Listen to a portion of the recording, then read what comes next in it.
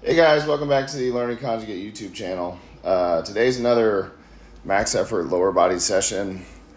Due to kind of messing up my days, this was actually my second max effort like pulling or deadlift variation I did this week. So definitely not something I would recommend anyone else do, but it's kind of just the way it worked out. I wanted to get back on track with my training days, and so anyway, we wound up with two max effort deadlift sessions in the same week. Again, probably not a great idea. So we went with decided to go with the stiff leg deadlift here.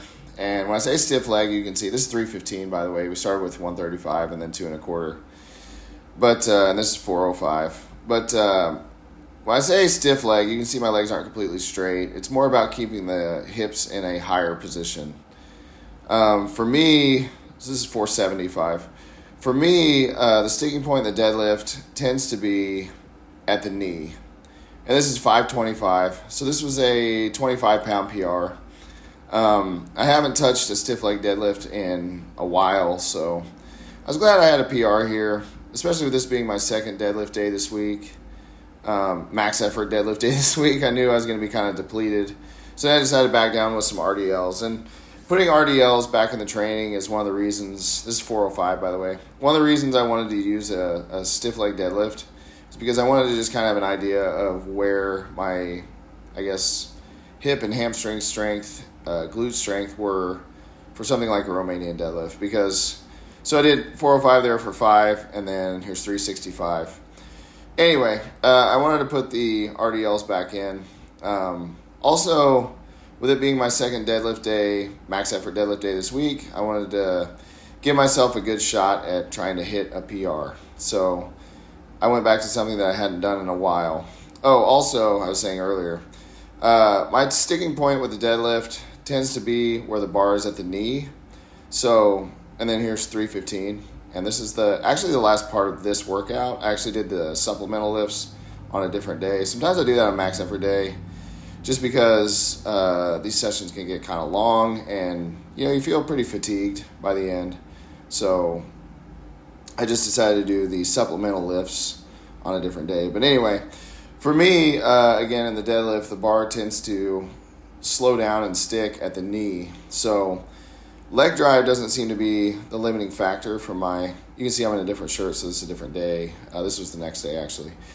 But leg drive doesn't tend to be the limiting factor for me in the deadlift. So I wanted to focus on trying to get the hips and glutes back into the lift a little bit more and trying to train those more. So a high hip position deadlift to me makes a little more sense than just doing a bunch of conventional deadlifts, So anyway, so this is a belt squat lever arm attachment, and you can see these are high, and I'm getting very bent over in the bottom position.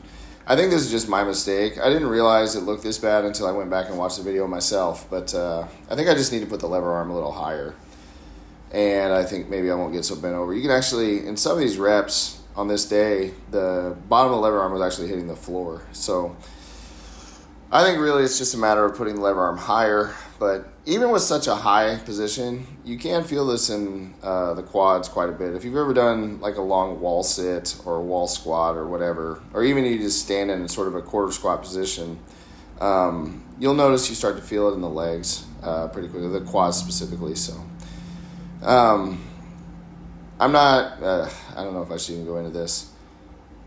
I think now, like, this day and age, it's common for people to think the quads and the legs are a huge limiting factor in a lot of these lifts.